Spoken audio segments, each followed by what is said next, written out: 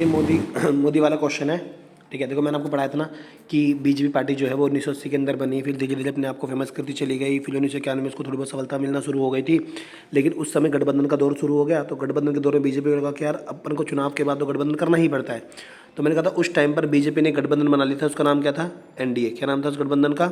NDA. मैंने पढ़ा था ना, बीजेपी का एक गठबंधन था, उसका नाम था एनडीए, और ये बीजेपी ने बना लिया था उस टाइम पर। ठीक है, अब मैंने कहा था एनडीए के अंदर करीबन मान लीजिए 20-25-30 पार्टियां हैं। ठीक है, अब ये पार्टियां हैं जो 20-25-30, अगर आप इनमें से किसी को भी वोट देते हो तो वो जाएगा किसको? मोदी जी को जाएगा, है ना। यानी कि बीजेपी को जाएगा वो वोट, और बीजेपी को वोट जाएगा तो भैया मोदी जी जीतेंगे। तो वो कह रहा है, देखो एनडीए 1 और एनडीए 2 जो है ये अटल बिहारी वाजपेयी के टाइम पे सरकार बना ली थी इसने। एनडीए 1 बनी थी 99 के अंदर, और एनडीए 2 बनी थी आपका 99 से लेकर 2004 तक। ठीक है, उसके बाद फिर आपको पता 10 साल के लिए कांग्रेस आ गई थी। फिर 2014 के अंदर मोदी जी आए और 2014 में एनडीए 3 चली। क्या चली? एनडीए 3। और फिर 2019 के अंदर एनडीए 4 चली, और अभी जो चल रही है एनडीए 4 चल रही है, और 2024 में इलेक्शन होगा।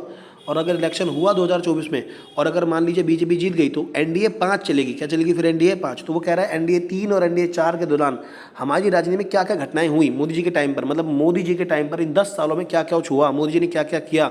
मतलब कुल मिलाकर ये क्वेश्चन में मोदी जी के बारे में बता रहा है हमारे को कि मोदी जी के आने के बाद हमारे यहाँ पर क्या परिवर्तन आए। तो हमने कहा 2014 के आम नतीजों में लोकसभा में निर्णायक बहुमत मिलने पर नई सरकार के लिए फैसला लेना क्या हो गया? आसान हो गया, क्योंकि मैंने पढ़ाया था। देखो ये एक अलग गठबंधन की सरकार है मोदी की। कैसी सरकार है? सुनो, देखो मैंने आपसे बोला कि मान लीजिए आपको लगता था कि यार मेरी जेब में ना 5 रुपये है। आपने फिर एक दोस्त को पकड़ा, फिर आपने बोला कि यार तेरे पास 5 रुपये है, तो उसने बोला हाँ मेरे पास भी 5 रुपये। तो आप दोनों ने गठबंधन करा और आप दोनों 10 रुपये का कोई सामान खाने चले गए। फिर मान लीजिए अनफॉर्चुनेटली आपको ये पता लगता है दुकान पे जाकर कि यार मेरे पास तो 10 रुपये थे।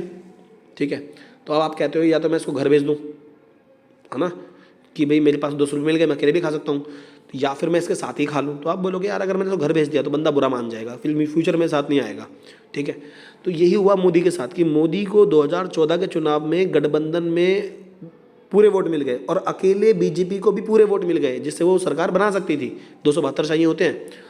तो मोदी ने और या बीजेपी ने ये सोचा कि अगर मैंने आज इनका साथ छोड़ दिया और मैंने अब अकेले सरकार बना ली, जो कि मैं बना सकती हूँ, है ना, तो फिर कल को अगर नहीं मिला तो फिर मैं इनसे अगर मांगने जाऊंगी या इनसे बोलूँगी गठबंधन कर लो, तो शायद नहीं करेंगे ना, फिर ये मना कर देंगे मुझे कि भाई जब तुम्हारे पास ज़रूरत थी तब तुम हमारे पास आ गए, अब तुम्हारी ज़रूरत नहीं, तुम हम भगा थोड़ी दोगे। तो वैसे ही वाला हाल हुआ। लेकिन इससे फ़ायदा पता क्या है? मोदी को फ़ायदा बहुत हुआ कि अब मोदी जो है ना गठबंधन पे आश्रित नहीं होगा। गठबंधन वाले जो लोग हैं ना मोदी को ना चमका नहीं सकते। क्यों? क्योंकि मोदी को पता है अगर मुझे चमकाएंगे तो मैं भगा भी सकता हूँ, और गठबंधन के लोग दब के रहेंगे। जबकि अगर मोदी के पास अकेले पूरी सीटें नहीं होती तो मोदी दब के रहता है, लेकिन अब वो दब के रहते हैं। ठीक है, कि अगर हम ज़्यादा कुछ बोलेंगे तो मोदी भाई सरकार अपनी अकेले भी चला सकता है। तो हमने कहा प्रधानमंत्री मोदी और उसकी टीम ने देखा कि एक साफ सुथरी सरकार में फाइलें आगे बढ़ती हैं, बिचौलिए खत्म हो जाते हैं। वाह वाह वाह भाई, कोई बिचौलिए खत्म नहीं होते, ये खुद भ्रष्टाचारी सरकार है। कहते हैं ना हम एक साफ सुथरी सरकार हैं, हम एक अच्छी सरकार चलाएंगे, हम बिचौलिए विचौलिए नहीं रखेंगे, कोई भ्रष्टाचार नहीं करेंगे। तो ये मोदी जी का कहना था, आज़ादी के वक्त का था ना, सबका साथ सबका विकास नारा भी था उनका।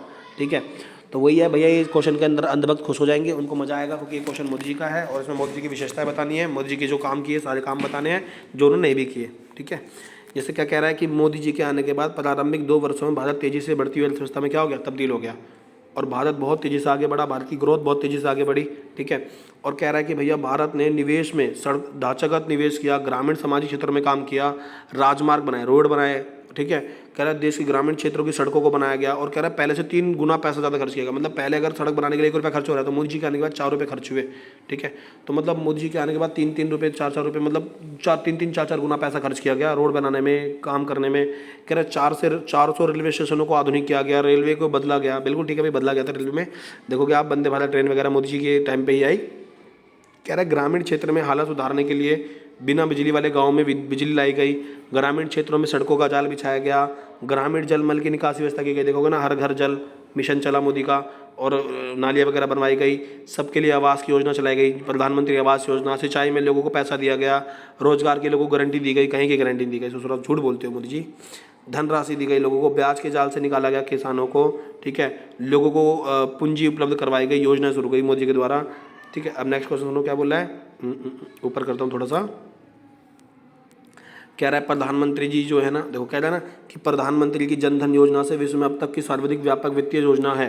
कह रहा है मोदी जी ने जो जनधन योजना शुरू करवाई उसमें मोदी जी ने हर व्यक्ति का क्या खुलवाया? खाता। आप देखोगे ना बच्चे से लेकर बूढ़े हर किसी का आज के टाइम पर भारत के अंदर खाता मिलेगा आपको, सबका खाता खुलवा दिया। भाई मैंने आपसे एक बात बोल दूँ, देखो खाता खुलवाना बड़ी बात नहीं है, बैंक में पैसा होना बड़ी बात है। सोचो ना, खाता खुल गया जीरो बैलेंस से, पड़े उसके अंदर 20 रुपये हैं, और किसी के बैंक में पैसे पड़े भी हैं तो वो लाडली के पैसे आ रखे हैं, किसी के कपड़ों के पैसे आ रखे हैं, स्कूल के वजीफा आ रखा है, SC ST के पैसे आ रखे हैं। तो भाई वो पैसा थोड़ी, वो सरकार का पैसा है। नहीं समझे, नहीं समझे।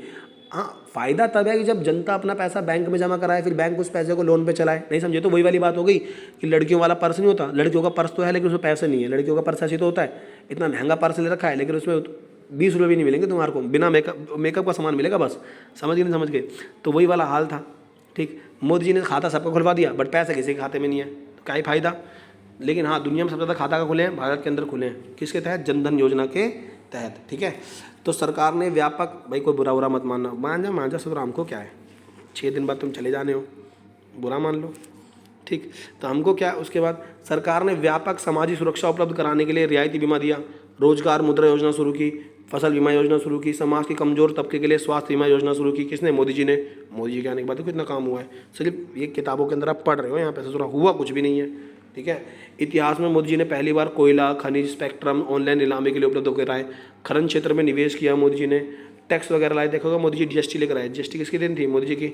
GST लेकर आए, और GST के आने के बाद क्या कह रहा है कि 94% करदाताओं ने अपना रिटर्न ऑनलाइन फाइल किया, मतलब टैक्स भरना शुरू कर दिया। महत्वपूर्ण निर्णय लिए गए। 5 अगस्त को, जैसे महत्वपूर्ण, मोदी के आने के बाद क्या फैसले लिए गए? महत्वपूर्ण कहते हैं ना कि मोदी जी के आने के बाद 5 अगस्त को देखोगे धरती 370 क्या कर दी गई? समाप्त कर दी गई। क्लियर। फिर उसके बाद क्या कह रहा है कि भैया अब जम्मू कश्मीर का अलग झंडा ना होकर तिरंगा फहराने, जो वहाँ पर अलग झंडा नहीं होगा, तिरंगा फहरने लगा। अब लोगों को केंद्र सरकार की योजनाओं का वहाँ पर डायरेक्ट लाभ मिलेगा।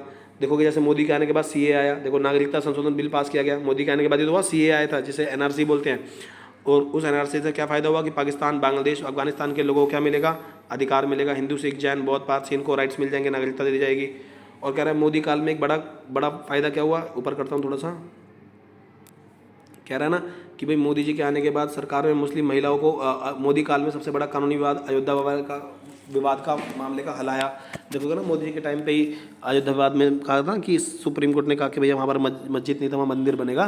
तो 9 नवंबर 2019 को सुप्रीम कोर्ट के फैसले ने अयोध्या में राम जन्मभूमि को जन्म दिया। मतलब राम जन्मभूमि जो है ना, वहाँ पर माना कि भैया यहीं पर क्या हुआ, राम जी का जन्म हुआ था और यहीं पर क्या बनेगा? अयोध्या मंदिर। और बन भी गया है। और ये फैसला देखो पहला फैसला कि GST वाला हो गया। दूसरा एक हो गया वो क्या बोलते हैं आपका, क्या बोलते हैं, मोदी जी ने फैसला लिया CA वाला, अयोध्या विवाद आ गया। अब मुस्लिम महिलाओं के लिए एक फैसला क्या आया? साहबान मामला पड़ा था ना, वो जिसमें 3 तलाक वाला नियम था, वो बैन करवा दिया मोदी के टाइम पे, है ना। तो ये एक बड़ी उपलब्धि थी मुस्लिम महिलाओं के लिए, है ना, कि भैया अब 3 तलाक नहीं होगा, अब कोर्ट से ही तलाक होगा। और देखोगे मोदी सरकार ने आतंकवाद के खिलाफ काम किया। देखोगे ना, अब 0 टॉलरेंस मतलब होता है कि भैया अब हम आतंकवाद को किसी भी हालत में नहीं छोड़ेंगे।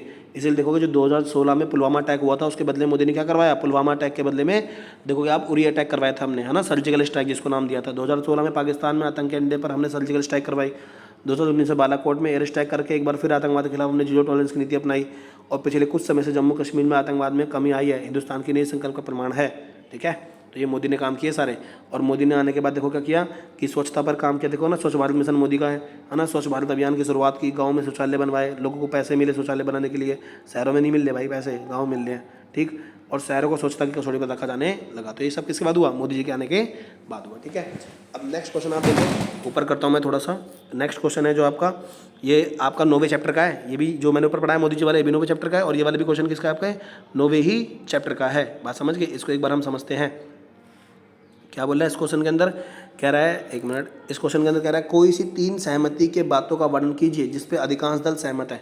देखो मैं आपको एक चीज़ बता दूं, 9वें चैप्टर के अंदर ना मैंने एक चीज़ आपको पढ़ाई होगी कि कुछ चीज़ें ऐसी हो गई हैं आज के टाइम पर कि कोई भी पॉलिटिकल पार्टी आ जाए, चाहे बीजेपी हो, चाहे कांग्रेस हो, चाहे कोई भी पार्टी आ जाए, आज उस पर सहमत हैं तो सहमत है और वो हर पार्टी सहमत रहेगी।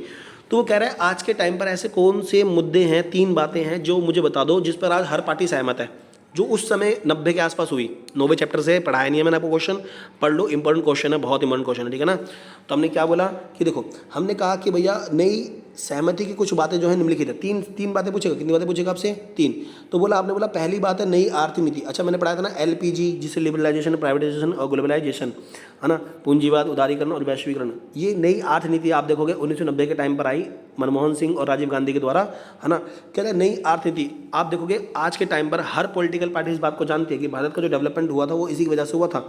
यदि कुछ समूह आर्थिक नीति जो 1991 के पश्चात तीव्र गति से लागू की गई, इसके विरुद्ध हैं, परंतु फिर भी अधिकांश दल इस नीति के पक्ष में है और अधिकतर दलों का विचार है कि नई आर्थिक नीति से भारत मजबूत हो रहा है और एक आर्थिक शक्ति बनेगा। इसलिए देखो कोई भी पॉलिटिकल पार्टी आ जाए, आज वो एलपीजी को फॉलो करती है, आज वो इसको सहमत है और वो इसके तहत अपने देश को आगे बढ़ा रही है। समझ के नहीं समझ के? अब नेक्स्ट देखो, इसके बाद मैं नेक्स्ट क्वेश्चन दिखाता हूँ। ये रहा, ठीक है, और ये रहा, मैं थोड़ा जूम कर दूँ इसको, वेट 1 मिनट, ठीक है, अब देखते हैं। देखो, और इसके बाद दूसरा पॉइंट क्या है कि पिछड़ी जातियों के राजनीतिक और सामाजिक दावे की स्वीकृति। आप देखोगे कि 1990 में एक मंडल मुद्दा जो था उसको लागू कर दिया, और मंडल मुद्दा लागू होने के बाद आप देखोगे ना, आज कोई भी पॉलिटिकल पार्टी आ जाए वो जानती है कि भाई मंडल मुद्दे को आज हम हटा नहीं सकते, मंडल मुद्दा वैलिड है तो वैलिड है ना। 1978 के अंदर मंडल आयोग बना, बिंदेश्वरी प्रसाद मंडल के आयोग में अध्यक्षता में, 80 में रिपोर्ट आ गई थी, उसके बाद लागू नहीं हो पाया, फिर 90 के अंदर रिपोर्ट लागू हुई, फिर मैंने पढ़ाया था इंदिरा साहनी केस में उसको सुप्रीम कोर्ट ले गए, फिर सुप्रीम कोर्ट ने 92 के अंदर क्या बोला, भाई बिल्कुल वैलिड है, आप इसे आगे दे सकते हो। तो देखोगे फिर आज भी ओबीसी को 27% क्या मिल रहा है, आरक्षण मिल रहा है। तो आज हर पार्टी को पता है कि राजनीतिक दलों ने महसूस किया कि पिछड़ी जातियों के सामाजिक और राजनीतिक दावे को स्वीकार करने की आवश्यकता है। इसी कारण सभी राजनीतिक दल शिक्षा और रोजगार में पिछड़ी जातियों के लिए सीटों के आरक्षण पक्ष में है, और राजनीतिक दल ये भी सुनिश्चित करने के लिए तैयार हैं कि अन्य पिछड़ा वर्ग को सत्ता में भागीदारी मिले। आज देखोगे हर पॉलिटिकल पार्टी ने वो ओबीसी वाले आरक्षण को वैलिड रखा, कोई हटाया नहीं अभी इसको, है ना। तो देखोगे आज वो वैलिड है। और दूसरा, आज आप एक चीज़ नोटिस करना, आज जो पॉलिटिकल पार्टियां हैं वो इस बात को जानती हैं कि भैया हमारी विचारधारा मिले चाहे ना मिले, बट हमें कार्य करना पड़ेगा। आज गठबंधन का ही दौर शुरू है। अब बिना गठबंधन के, देखो आज के टाइम पर क्या है, पॉलिटिकल पार्टियां आपस में मिलकर रहती हैं, क्योंकि उन्हें पता है कि हमारी विचारधारा मिले ना मिले, लेकिन भैया सरकार चलानी है, सत्ता में आना है, तो गठबंधन करना पड़ेगा। इसीलिए आप देख लो, आज मोदी को हराने के लिए कांग्रेस, आम आदमी पार्टी, जितनी भी अपोजिशन पार्टियाँ इकट्ठा हो रही हैं। जैसे पहले 1991 में बीजेपी को हराने के लिए कांग्रेस ने गठबंधन कर लिया किसी के साथ, फिर बीजेपी ने कांग्रेस को हराने के लिए गठबंधन कर लिया किसी के साथ। आज यही होता है, समझ गए नहीं समझ गए? तो वो कह रहा है आज सब पार्टी को पता है कि भैया हमें एक को हराना है, दूसरे के साथ जुड़ना पड़ेगा। तो हमने क्या बोला कि गठबंधन की राजनीति के इस दौर में राजनीतिक दल आज विचारधारा को आधार न मानकर हिस्सेदारी पर बल देते हैं। उदाहरण, जो दल भाजपा की हिंदुत्व की विचारधारा से सहमत नहीं थे, उन दलों ने भी भाजपा के साथ गठबंधन बनाया और सरकार चलाई। कह रहा है ना कि भैया ऐसा भी हुआ कि कई लोग बीजेपी को पसंद नहीं करते थे, लेकिन सरकार में आने के लिए, सरकार बनाने के लिए उन लोगों ने बीजेपी को सपोर्ट किया, बीजेपी के साथ गठबंधन बनाया और सरकार चलाई। कह रहा है ये सरकार 5 वर्ष तक सत्ता में रही। इस प्रकार संयुक्त प्रगतिशील गठबंधन यानी कि यूपीए है ना, जो कांग्रेस का था, वो परमाणु करार मतभेद होने के कारण जब वाम दलों ने समर्थन वापस ले लिया, तो अन्य दलों ने सहपरंका सरकार को समर्थन देकर उस सत्ता में रहने का अवसर प्रदान किया। देखो अब 1998 के जब परमाणु परीक्षण हुआ, तो परमाणु परीक्षण के बाद कई लोग अटल बिहारी वाजपेयी के विपक्ष में हो गए और सरकार से समर्थन ले लिया, लेकिन फिर सहपरंग यानी कि यूपीए की कुछ लोगों ने जाकर समर्थन दे दिया और बोला आप जो काम कर रहे हो वो करते रहो। तो देखो कि आज के टाइम पर गठबंधन में यही है। गठबंधन के अंदर क्या है, लोग पता क्या करते हैं, अब भाई सत्ता में हिस्सा मिल जाए अपने को और सरकार बन जाए, इसके लिए वो जिस मर्जी पार्टी को क्या दे देंगे, समर्थन, चाहे उससे अपनी विचारधारा मिली नहीं मिली, चाहे भविष्य में उससे क्या हो चुकी है लड़ाई, ठीक है। और इसीलिए और इस तरह कांग्रेस की कार्य सिद्धि अन्य दलों की सहयोग से हुई। अतः आज राजनीतिक विचारधारा का महत्व क्या हो गया, समाप्त हो गया। जो पार्टियां पॉलिटिकल पार्टी देखोगे आपस में लड़ रही हैं, वो दूसरी पार्टी को हराने के लिए फिर कल को एक हो जा रही हैं। तो यही है, आज यही चल रहा है। और फिर क्या बोला है, आज सब हर किसी को पता है कि भैया आज के टाइम पर हम बिना, देखो मैं दिखा देता हूँ, आज आप देखोगे हर पॉलिटिकल पार्टी को ये बात पता है कि देश के शासन में आज प्रांतीय दलों की भूमिका बढ़ चुकी है। आज आप बिना छोटी छोटी पार्टियों की सरकार नहीं बना सकते। प्रांतीय दल और राष्ट्रीय दल का भेद अब खत्म हो चुका है। प्रांतीय दल केंद्र सरकार में साझेदार बन रहे हैं और देश की राजनीतिक भूमिका निभा। आज बिना छोटे छोटे दलों के आप काम नहीं कर सकते। जो छोटे छोटे दल जिनको कोई वैल्यू नहीं देता था, आज वो छोटे छोटे दल बड़े बड़े सरकारों के साथ मिलकर, बड़ी बड़ी पार्टियों के साथ मिलकर सरकार चला रहे हैं। समझ गए नहीं समझ गए? और आज उनकी इंपॉर्टेंस क्या हो चुकी है, बढ़ चुकी है। तो भैया जब ये क्वेश्चन आएगा आपसे क्या पूछेगा कि भैया मुझे ऐसे 4 या 3 मुद्दे बता दो जिस पर हर पॉलिटिकल पार्टी को पता है कि अब ये होना है तो होना है, इसे हम बदल नहीं सकते। तो पूछेगा सहमति के विषय क्या है, तो आप क्या बोलोगे कि भैया पहला मुद्दा कि नई आर्थिक नीति जो हमने अपनाई थी 90 में वो सब फॉलो करेंगे, कोई इसको हटा नहीं सकता अब। दूसरा हमने क्या बताया कि भैया जो पिछड़ी जातियां हैं उनको आरक्षण मिलना चाहिए, वो आज सब वैलिड रखते हैं। और आज गठबंधन के दौर में हर कोई पार्टी गठबंधन को वैलिड रखती है कि बिना गठबंधन के आगे बढ़ नहीं सकते हम। और आज छोटी छोटी पार्टियों को इंपॉर्टेंस हर पार्टी देती है। सबको पता भाई इनके बिना हमारा काम नहीं चलने वाला, ठीक है। बाकी नेक्स्ट क्वेश्चन मैं नेक्स्ट वीडियो में डाल रहा हूँ, है ना। 5 क्वेश्चन हो गए, ठीक है, 5 हो गए, 6 हो गए, जो भी है। अब मैं नेक्स्ट वीडियो डाल रहा हूँ, बाकी आप देखते जाना वीडियो, है ना। पढ़ते जाओ भाई, तेजी में वीडियो कर लेना, पॉज कर लेना, इसकी PDF में डाल दूंगा आपको, या पॉज करके पढ़ सकते हो, ठीक है। कोई दिक्कत वाली बात नहीं है, बस ये इंपॉर्टेंट क्वेश्चन करा दूँगा आपको। देखिएगा नेक्स्ट क्वेश्चन करा रहा हूँ आपको।